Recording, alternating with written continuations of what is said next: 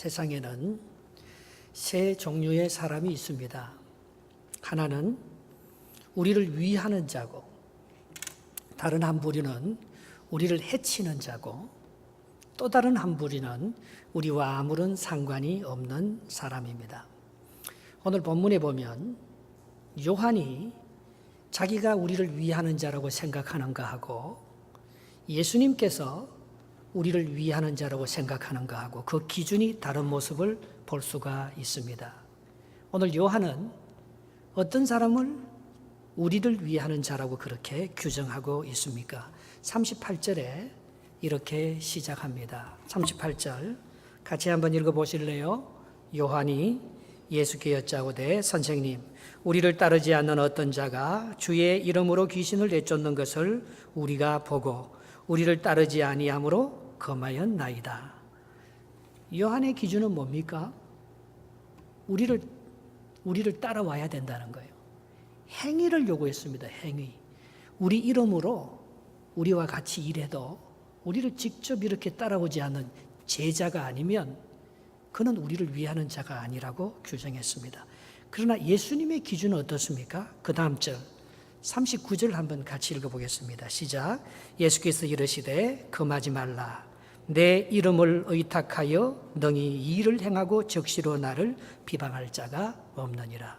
주님은 내 이름을 의지하는 자만 해도 그 사람은 우리를 위하는 사람이라고 했습니다.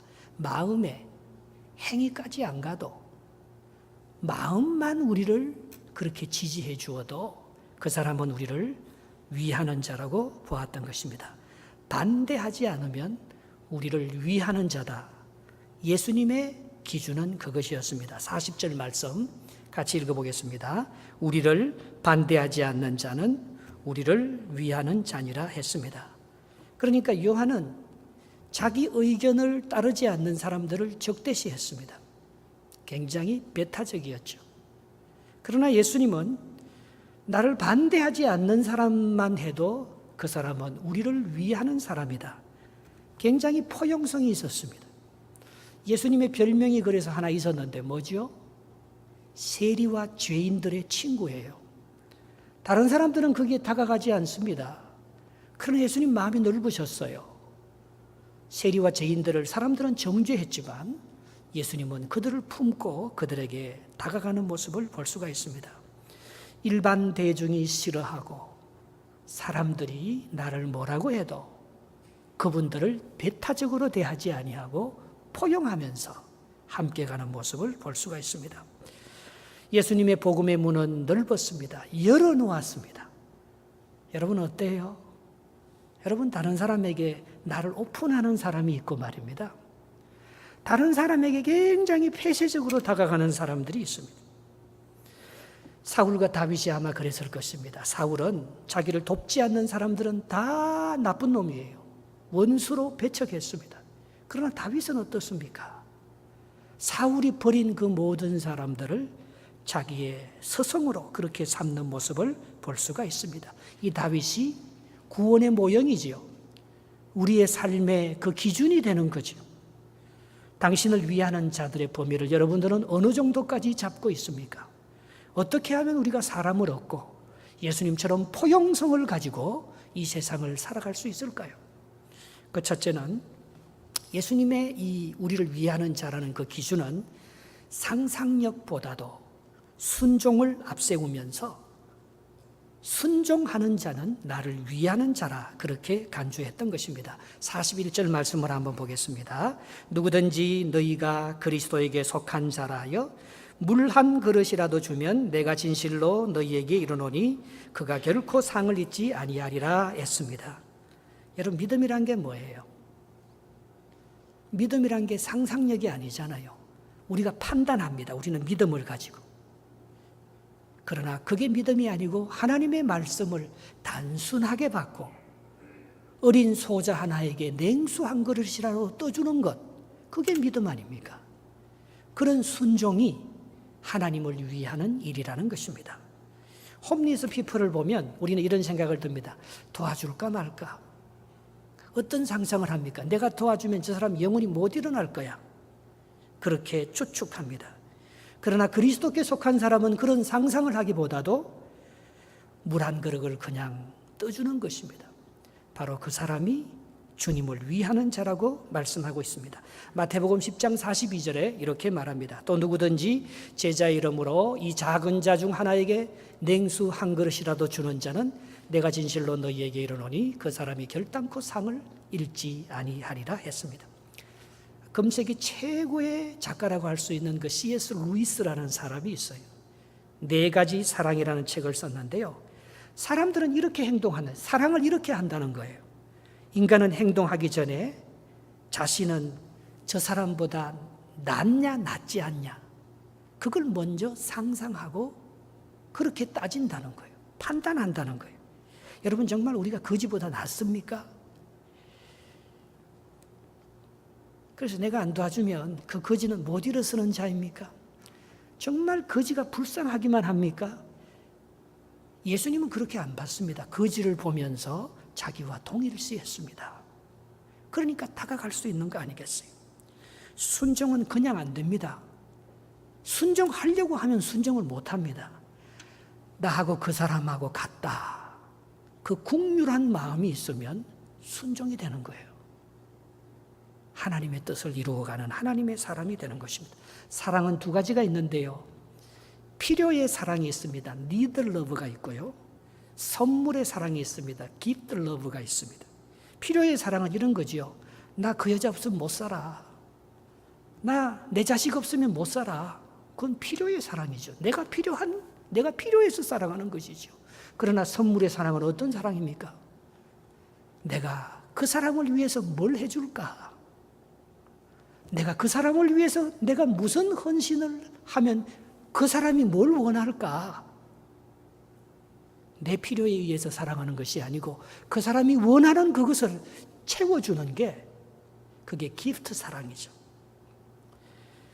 여러분 선물의 사랑은 정말 하나님의 그 순종을 이루어냅니다. 오늘 사울이 다윗을 대적자라고 생각합니다. 저는 그걸 한번 생각해 봤어요. 왜 사울이 다윗을 저렇게 시기하고 적으로 생각했을까? 다윗은 사울의 사위입니다. 사울의 딸하고 다윗하고 결혼했지 않습니까? 그리고 다윗은 사울을 위해서 싸웠습니다. 골리앗을 죽이고 이스라엘을 전쟁에 나가서 그렇게 승리를 거둔 것도 다 사울의 왕국을 위해서 돕는 건데도 사울은 그런 생각을 하지 않았습니다. 저놈은 반드시 내 왕권을 빼앗아갈 놈이야. 저놈은 나하고 달라. 동일시하지 않았습니다. 식구로 여기지 않았습니다. 그것은 사울의 상상이고 사울의 착각이지요. 그렇게 좁은 거예요. 자기 생각이 그냥 늘 앞선 거예요. 자기 판단, 자기 기준이 늘 앞선 거예요. 그러니까 포용할 수가 없는 거예요. 그러나 다윗은 사울을 어떻게 생각했습니까? 하나님이 기름 부은 자인데, 저분은 우리 장인인데, 저분은 우리 가족인데 끝까지 섬겼습니다. 죽일 수 있는데도 안 죽였습니다. 자기가 왕이 될 수 있는데도 왕이 되려고 하지 않았습니다. 사울이 나의 왕인데 그는 사울보다 절대 앞서려고 하지 않았습니다. 분명히 다윗은 사울과 하나였는데 사울은 다윗을 자기 가족으로 자기와 동일시하는 그런 마음을 못 갖는 거예요. 자기 추측 때문에. 자기 상상이 그게 착각인데 그게 맞는 줄 알고 다윗을 못 품는 거예요. 여러분, 우리는 우리 아이들이 부모님에게 때로 반항합니다. 그러면 부모님들은 어떻게 생각합니까? 이놈 봐라. 나를 발래? 업신여기고 컨트롤하려고 합니다. 누가 더 나빠요? 부모가 더 나쁘지요. 사울에게 부모와 같은 사람이 있었습니다. 그것은 사무엘 선지자였습니다. 사울의 문제가 어디 있는지 사무엘은 잘 알고 있었습니다. 사울의 문제는 불순종에 있는 거예요. 사울의 문제가 왕으로서 하나님의 뜻을 다 이루지 못하는 것은 그 마음속에 불신앙에 있는 거예요. 하나님을 의지하지 않아요. 그래서 사울이 다윗을 이렇게 활로 못에 박아서 죽이려고 했지 않습니까? 그것을 보고 사무엘이 사울을 떠나서 자기 고향으로 내려갑니다. 라마. 그래서 뭘 세우는 거 하면 라마에서 가서 나봇을 세워요. 라마 나요스를 세웁니다. 나요스는 히브리 말로 공동체라는 거예요. 정말 사울이 원하는 것은 거기에 사무엘이 원하는 것은 거기에 사울이 들어와서 함께 살고 싶은 것이었어요. 공동의 선이 무엇인지, 하나님이 뭘 원하시는지 사무엘은 진짜 사울에게 그걸 가르쳐주고 싶었습니다. 사무엘상 19장 18절을 같이 한번 읽어보겠습니다. 그런데 거기에 사울이 들어오는 것이 아니고 다윗이 도피에게 들어옵니다. 다윗이 도피하여 라마로 가서 사무엘에게로 나아가서 사울이 자기에게 행한 일을 다 전하였고, 다윗과 사무엘이 나요스로 저 나요시 공동체라는 뜻이 함께 살았더라 했습니다. 여러분, 이 다윗은 말입니다, 사무엘과 함께 살면서 개인의 가치를 넘어서 공동의 선이 무엇인지 배웠습니다. 순종이 무엇인지 배웠습니다.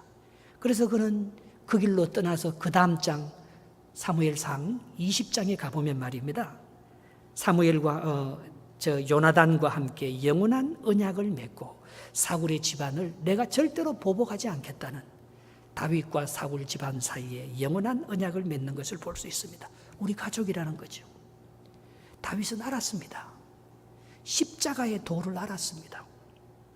내가 어떻게 하는 것이 하나님의 사랑받는 길이고 내가 사울에게 해줄 수 있는 것이 무엇인지 다윗은 알고 있었던 것입니다. 여러분, 기업의 성패를 뭐라고 생각합니까? 여러분, 이 땅에 와서 비즈니스를 하면서 여러분의 비즈니스의 모토를 뭐로 잡고 있습니까? 요즘 기업의 성패는요, 성장이 아니라고 합니다. 기업의 성패를 규정하는 것이요, 에코시스템이에요, 생태계. 요즘 기업은요, 자기만 살려고 하지 않습니다. 작은 기업을 잡아먹으려고 하지 않습니다. 어떻게 하든지 작은 기업을 살려주려고 하는, 작은 기업이 무너지면 큰 기업은 타락하기 때문인 것입니다. 인간의 생태계도 마찬가지지 않습니까? 우리가 자연을 훼손하면 기후가 우리를 위협합니다. 약자를 살리는 것이 내가 사는 길이라는 것을 알아가는 것이죠. 42절 말씀 같이 한번 읽어보겠습니다. 오늘 본문 42절입니다. 또 누구든지 나를 믿는 이 작은 자들 중 하나라도 실족하게 하면 차라리 연자 맷돌이 금옥에 매여 바다에 던져지는 것이 나으니라 했습니다. 작은 교회가 파괴되면 큰 교회는 타락합니다. 여러분, 소자 하나가 얼마나 중요한데요. 작은 사람을 무시하면 그 사람은 결코 큰 사람이 될 수 없습니다. 다윗은 억울한 자가 누구인 줄 알았습니다. 가난한 자가 누구인 줄 알았습니다. 그들과 함께 살아가는 법을 먼저 배웠어요. 그게 메시아 왕권의 기초가 되었습니다. 이사야가 노래한 하나님의 나라는 바로 그런 것이지 않습니까? 하나님의 나라가 뭐 거대하고 하나님의 나라가 내가 생각하는 그런 축복과 위대한 나라가 아니잖아요. 하나님의 나라는 지극히 작은 소자 하나를 실족시키지 않는 것, 지극히 작은 억울함을 당한 사람의 위로와 긍휼을 더딥혀 주는 것, 그 사람이 장차 하나님의 나라의 주인공이죠. 그 사람이 하나님의 나라를 책임질 수가 있는 거죠. 한 의사가 이 몸이 골마서 이렇게 아무리 치료해도 이 뼈와 살이 썩어져 가는 그런 사람이 있었어요. 약물을 치료해도 낫질 않아요. 그 골문 그 다리를 잘라야 되는 거 이제. 그런데 한 환경학자가 이런 제안을 했습니다. 그걸 약물로 치료하지 말고 그 환부에 구더기와 거머리를 넣어주자는 거예요. 정말 그렇게 한번 마지막으로 해봤습니다. 그런데 그 구더기가 말입니다, 그 썩어져가는 살, 그걸 다 고름을 다 빨아먹고 거머리가 그 나쁜 피를 다 빨아먹으면서 이 사람의 다리가 살아나는 거예요. 소생하는 거예요. 우리는 얼마나 징그럽다고 더럽게 나쁜 해충이라고 생각합니까? 그러나 하나님의 생태계에 있어서는 구더기가 너무 소중한 역할을 하고 있는 거예요. 거머리가 너무 소중한 역할을 하고 있는 거예요, 여러분. 내가 필요 없다고 생각하는 사람, 나에게 해를 끼치는 그 사람이요, 내가 생각에는 없어졌으면 참 좋겠지요. 그러나 그게 없어지면 생태계는 공동체는, 교회는 파괴됩니다. 사람이 교만하게 돼버리는 거예요. 그게 필요한 거예요. 필요한 거예요. 우리가 보기에 다 필요 없어 보여도 하나님의 나라에는 얼마나 필요한지 몰라요. 바로 그게 예수님이에요. 인간이 더럽고 불결하다고 버린 세리와 죄인들에게 예수님은 찾아가셔서 그들을 위로해 주십니다. 세상은 큰 것을 요구합니다. 그러나 예수님은 가장 작은 자의 친구가 되셨던 것입니다. 누가복음 15장 7절에 이렇게 말합니다. 내가 너희에게 이르노니 이와 같이 죄인 한 사람이 회개하면 하늘에 있는 회개할 것 없는 의인 99으로 말미암아 기뻐하는 것보다 더하리라 했습니다. 바로 이것이 인류 전체를 구원하는 길이기 때문에 그런 것입니다. 해를 당하거나 우리 고생할 때 주가 위로해 주시겠네. 주를 의지하며 순종하는 자를 주가 안위해 주시리라. 의지하고 순종하는 길은 예수 안에 즐겁고 복된 길이로다. 여러분의 원수가 누굽니까? 한번 따져보십시다. 여러분을 정말 해하고 여러분의 가는 길을 가로막는 사람이 누구입니까? 그것은 납니다.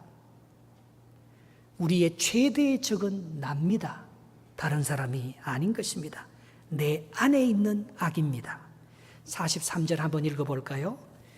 천국이 이렇게 43절 한번 읽어보겠습니다. 천국은 이렇다는 것입니다. 만일 내 손이 너를 범죄하게 하거든 찍어버려라.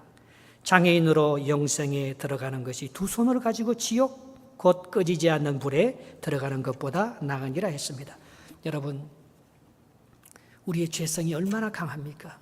우리의 손, 우리의 발, 우리의 눈은요 정말 악합니다. 선하고 좋은 모습을 바라보기보다는 판단하고 시기하고 깔아뭉개고 짓밟고 그런 걸 따지자 보면요 손 다 잘라야 돼요. 그래서 천국에는 누가 더 많다고요? 장애자가 더 많아요. 손 안 잘린 사람은 맨날 죄 지으니까, 눈 안 뽑힌 사람은 맨날 나쁜 것만 보고 판단하니까, 그런 몸으로는 천국에 들어갈 수 없으니까 천국에는 이게 정상적인 사람보다도 말입니다, 장애인들이 더 많이 들어가요. 손이 잘리고 발이 찍히고 눈이 상한 자들이 들어가는 곳이 천국이라는 것입니다. 45절, 47절 말씀도 계속해서 한번 읽고 같은 말을 반복하고 있어요. 45절 같이 읽겠습니다. 만일 내 발이 너를 범죄하게 하거든 찍어버리라. 다리 저는 자로 영생에 들어가는 것이 두 발을 가지고 지옥에 던져지는 것보다 나으니라. 47절도 읽어보겠습니다. 만일 내 눈이 너를 범죄하게 하거든 빼버려라.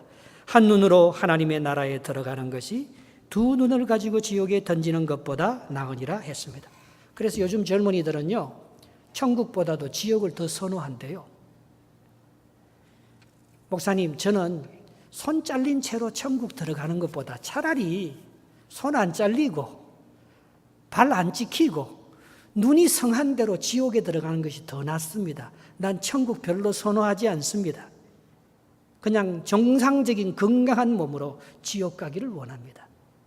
그런 젊은이들이 더 많다는 것입니다. 여러분, 오늘 본문의 이 뜻이 뭡니까? 우리가 우리 죄를 이기기 위해서 손을 잘라도 안 된다는 것입니다. 발을 잘라도 죄 또 지어요. 눈을 뽑아도. 그것으로 우리가 천국에 못 들어간다는 것입니다. 천국 시민의 성결된 삶은 오직 예수 그리스도의 은혜로만 가능하다는 것을 말씀하는 뜻인 것입니다. 여러분, 정말 우리를 도와주는 분이 누구예요? 예수님 아닙니까? 정말 우리를 해쳐서 천국 못 가게 하는 게 누구예요? 나지, 나. 내 안에 있는 악이지. 다른 사람이 정말 나를 천국 못 가게 합니까? 다른 사람이 나를 정말 해하게 합니까? 여러분, 그래서 우리는 더 의로워지기보다도 더 주님을 의지하는 것이 천국 시민이라는 것입니다. 오늘 본문은요, 어디에 대한 해석인가 하면, 말 못하는 귀신 들린 아들을 둔 그 아버지가 먼저 제자들에게 와서 고쳐달라고 했을 때 제자들이 못 고쳤어요. 그런데 예수님이 변화산상에서 내려오셔서 다시 그 사람을 데려오라고 해요. 그런데 예수님이 고친 그에 대한 해답으로 지금 이 말씀을 하고 계시는 것입니다. 그래서 제자들이 물었잖아요. 그 환자가 병 고침 받은 아버지와 아들이 떠나고 난 다음에 이렇게 물었습니다. 왜 우리는 못 고쳤습니까? 예수님은 어떻게 그 사람을 고칠 수 있는 그런 능력이 예수님 안에 있었습니까? 그렇게 물었습니다. 그때 예수님께서 하신 말씀이 뭐죠? 기도 외에는 이런 육아, 이런 치료 방법이, 이런 역사가 일어날 수 없다는 거예요. 여러분, 기도는 누가 합니까? 내 힘으로 할 수 없고 하나님을 의지하는 믿음의 사람만 기도할 수 있습니다. 하나님이 하실 것을 믿으니까 기도하는 거 아니에요. 성령은 누구를 돕습니까? 자기가 연약한 줄 아는 사람을 성령은 도와주시는 것입니다. 그게 성령이 나를 위해서 대신해서 기도해 줄 때 역사가 일어난다는 것입니다. 로마서 8장 26절에 이렇게 말합니다. 이와 같이 성령도 누굴 도와요? 우리의 연약함을 도우시나니 우리는 마땅히 기도할 바를 알지 못하나 오직 성령이 말할 수 없는 탄식으로 우리를 위하여 친히 간구하시느니라 했습니다. 손을 자른다고 되는 게 아니에요. 마음을 찢어야 합니다. 그리고 내 힘으로 할 수 없다고 고백하고 우리의 연약한 존재인 것을 우리가 인식하면서 주님 앞에 도움을 구할 때 거기에 기적이 일어나는 것이죠. 은혜가 임하는 것이죠. 여러분, 세상은 어떻습니까? 끊임없이 네 행위로 의로워지라고 우리에게 요구합니다. 큰 소리칩니다. 그때마다 우리는 손을 잘라야 돼요. 발을 자르고 눈을 뽑고 설계를 빼내야 합니다. 그래서 장애자가 되지 않고서는 천국에 못 들어가는 것입니다. 여러분, 결국 우리를 대적하는 게 뭡니까? 사람들의 요구에 분응하고 싶은 완전해지려는 나의 자아, 나의 교만. 이것이 내 대적이에요. 이것이 제자들의 삶을 실패하게 했다는 것입니다. 교만은 우리를 낙담시키고 우리를 좌절시킵니다. 그러나 예수님은 자기 힘이 아닌 믿음으로 고쳤다고 합니다. 예수님은 기도로 이것을 고쳤다고 합니다. 예수님이 기도할 필요가 뭐가 있겠어요? 예수님이 기적의 본체신데 예수님께서 누구를 더 믿을 필요가 어디 있겠습니까? 그러나 예수님도 새벽마다 기도하십니다. 예수님도 계속해서 자기 힘을 내려놓고 하나님의 능력을 의지하면서 믿음으로 기적을 일으키지, 자기 의를 일으키면 예수님도 팔, 다리, 눈 다 뽑아야 될 거예요. 마가복음 9장 23절에 이렇게 말합니다. 예수께서 이러시되 할 수 있거든이 무슨 말이냐? 믿는 자에게는 능치 못함이 없느니라 했습니다. 빌립보서 4장 13절에도 그렇게 말합니다. 내게 능력 주시는 자 안에서 내가 모든 것을 할 수 있다는 믿음으로 고치는 거지요. 사람들은 나에게요, 네가 예수 믿으면서 왜 그것밖에 못 사냐고 우리에게 완전한 것을 요구합니다. 그때마다 우리는 정죄받습니다. 물론 예수 믿는 사람들이 완전하게 살아야지요. 손을 뽑더라도 손으로 도둑질하지 말아야지요. 눈이 뽑히더라도 악한 것을 보며 판단하지 말아야지요. 다리에 도끼가 발등이 찢기더라도 악한 곳에 우리가 가지 말아야지요. 물론 그런 의미도 있습니다. 그러나 우리가 그렇게 한다고 해서 우리의 의를 세운다고 해서 우리가 구원받을 수 있는 그런 사람, 그런 존재는 아니라는 것입니다. 여러분, 여러분의 손은 이미 못 박혔습니다. 여러분의 발은 이미 발등에 찍혔습니다. 여러분, 여러분의 눈은 이미 뽑혔습니다. 예수님이 대신 형벌을 당한 것입니다. 우리는 우리 손 안 찍어도 돼요. 우리 발등 도끼에 안 찍혀도 돼요. 우리 눈이 안 뽑혀도 말입니다. 믿음으로 우리 주님께서 우리를 위해서 다 형벌과 대가를 지불해 줬기 때문에 우리는 믿음으로 들어가는 것입니다. 자식이 도둑질했다고 해서 자식의 손을 잘라버리는 부모가 어디 있겠습니까? 하물며 하늘에 계신 하나님 아버지께서 우리의 손이 잘린 채 천국 들어가기를 원하시겠습니까? 로마서 8장 32절에 이렇게 말합니다. 자기 아들을 아끼지 아니하시고 우리 모든 사람을 위해서 내주시니가 어찌 그 아들과 함께 모든 것을 우리에게 주시지 아니하게 하시겠나요? 하나님에 대한 이미지가 참 중요합니다. 내가 잘못하면 하나님이 나를 심판하는 분으로 알면 우리는 세상도 심판하는 거예요. 다른 사람이 다 나를 해하는 사람으로 보여요. 그러나 내가 이렇게 손이 찍혀야 되고 발이 찍혀야 되는데 우리 주님이 내 대신 손과 발을 다 찢겨서 내가 하나님의 대속의 은혜로 구원을 받는구나. 내가 이렇게 부족한데, 내가 이렇게 죄인인데, 그렇게 하면 세상 사람들이 다 나를 위하는 자로 보입니다. 여러분의 하나님은 어떤 하나님입니까? 여러분, 부모가 자식이 잘못한다고 해서 손 다 찢고, 자식이 부모에게 반항한다고 해서 부모가 그 자식을 버릴 수가 있습니까? 못 그러지요. 한 사람에게만 사랑을 받아도 그렇게 우리 마음이 기쁘고 죄를 이기고 심판을 이길 수가 있는데 말입니다. 하물며 하나님의 사랑을 우리가 받는다면 우리가 뭔들 못 이기겠습니까?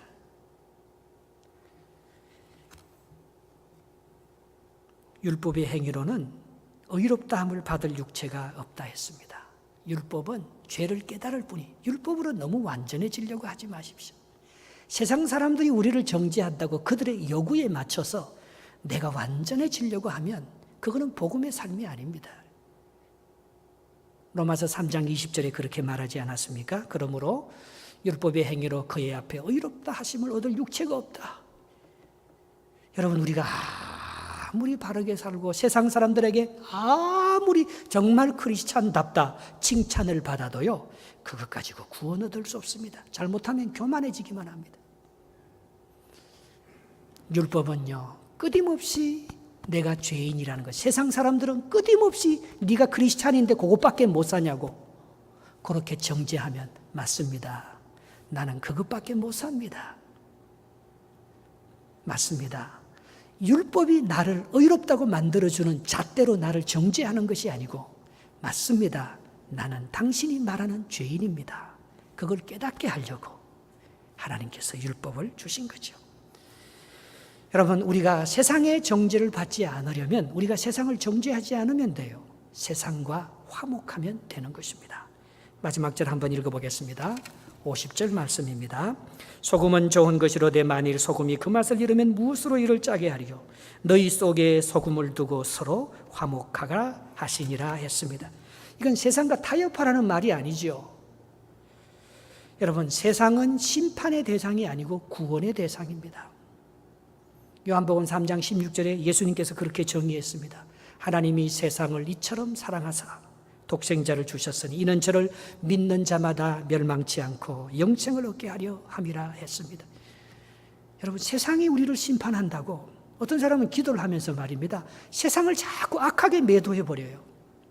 세상이 악한 만큼 우리도 똑같이 악합니다. 우리 세상하고 그렇게 차이가 나지 않습니다. 예수 믿는다고 그렇게 차이가 나지 않습니다. 오히려 세상 우리 정죄하죠. 그러면 우리는요, 세상은 우리의 심판의 대상, 정죄의 대상이보다도 우리가 사랑하고 우리가 축복해 줘야 될 구원의 대상에 불과합니다. 우리가 세상을 축복하면 세상도 우리를 축복하는 거예요. 우리가 세상의 정죄를 받지 않듯이 우리도 세상을 정죄하지 말아야 됩니다. 이것이 세상의 소금이라는 거예요. 성도는. 이는 우리가 있으므로 세상이 썩지 않고 희망이 있기 때문입니다. 세상은 예수님을 보지 못하기 때문에 성도를 보고 비방합니다. 그러나 주님은 세상을 비방하지 않고 긍휼히 여깁니다. 이들도 하나님이 만드신 피조물이기 때문입니다. 제가 옛날에 본 영화 중에 아바타라는 그 영화가 있었어요. 만화 영화죠. 아바타. 거기에는 나비족, 그 정글에 사는 나비족의 이야기가 나옵니다. 이 사람들이 처음 사람을 만나면 인사를 하는데 I see you, 나는 당신을 봅니다, 이렇게 인사를 합니다. 그런데 이 사람들이 나중에 그 사람을 알고 그 그 사람을 사랑하게 되어도 인사를 똑같이 합니다. I see you. 다른 표현이 없었던 것입니다. 근데 앞에 I see you하고 뒤에 사랑할 때 고백하는 I see you하고는 다른 거예요. 뒤에는요, I see you가 난 당신을 압니다. 그런 뜻일 것입니다. 여러분, 자식은요, 부모가 안 보여요. 안 보이기 때문에 반항하고 사랑하지 못하는 거예요. 그러나 부모는 자식이 보입니다. 그게 사랑할 수 있는 거예요. 그런데 어느 날 자식이 말입니다. 부모가 보일 때가 있어요. 여러분, 우리도 부모에게 똑같이 했어요. 우리 자식이 우리에게 하는 것처럼 말입니다. 반항하고 그렇게 살았어요. 그런데 언제부터 우리가 달라졌죠? 부모의 뒷모습을 보면서 부모가 약해진 그 모습이 보이면요, 그 부모를 사랑하게 되는 거예요. 세상 사람들이 예수님을 사랑할 수 없습니다. 그런데 예수님이 십자가에 달려서 그렇게 힘없이 죽어가는 모습을 볼 때 세상 사람들이 예수님을 사랑하게 되는 것 참 이상하지요? 예수님이 병 고치고 예수님이 강력하고 무슨 기적을 그렇게 일으킬 때에 사람들이 예수님을 사랑하고 의지하는 게 아니에요. 예수님이 그렇게 처절하게 힘없이 십자가에 못 박혀 죽을 때 그 죽음 뒤에 가려져 있는 하나님의 국률, 하나님의 사랑을 보고 우리가 예수 그리스도를 구주로 믿고 예수님을 사랑할 수 있는 거예요. 부모의 약한 모습을 보고 나를 위해서 희생했구나. 나를 위해서 저렇게 늙어버렸구나. 나를 위해서 저렇게 죽어가는구나. 그 부모의 뒷모습, 부모의 죽어가는 모습, 부모가 나를 위해서 희생당하는 그 모습을 보면 자식이 진짜 사람이 되는 거예요. 사랑이 뭔지 알게 되는 것이죠. 바울이 전하는 복음은 그냥 전해지지 않았습니다. 바울이 약해져서 고난받는 것을 보고 사람들이 바울의 복음을 받아들이기 시작한다는 것입니다. 고린도후서 12장 10절에 그래서 바울은 이렇게 고백합니다. 그러므로 내가 그리스도를 위하여 약한 것들과 능력과 궁핍과 박해와 공고를 기뻐하노니 이는 내가 약할 그때에 강함이라.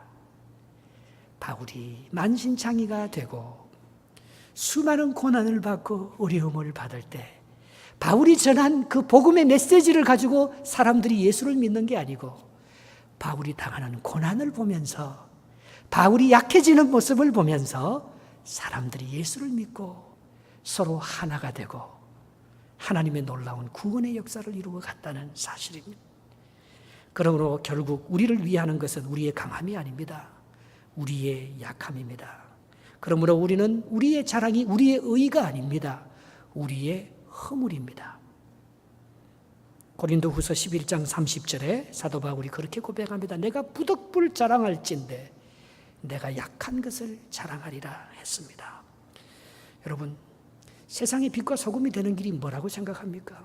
여러분이 완전해서 세상 사람들에게 완벽한 모습으로 교회가 세상하고 구별되어서 죄도 하나도 안 짓고 이 교회 안에 들어온 모든 사람들이 완벽한 모습으로 그렇게 세상에 그렇게 서는 것, 그게 세상의 빛과 소금이 되는 길이겠습니까? 우리는 그러면 오히려 세상 사람들이 우리 보고 너는 우리하고 다르네. 나는 아무리 믿어도 너희처럼 못 되겠다. 오히려 우리하고 구별만 될 것입니다. 나도 세상과 똑같은 죄인이에요. 나도 약한 사람이에요.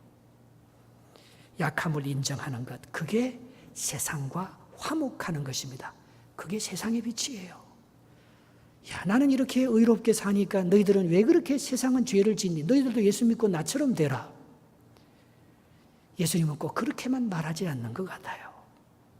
우리의 약한 모습 그대로, 우리도 허물 많은 모습 그대로 세상에게 나가면 세상을 정죄하지 말고 세상에게 정죄받지도 말아야 되지만 누가 나를 정죄한다고 정죄받지도 말아야 되지만 우리가 누가 나를 정죄한다고 세상이 나를 정죄한다고 우리는 세상을 정죄하지도 말아야 합니다.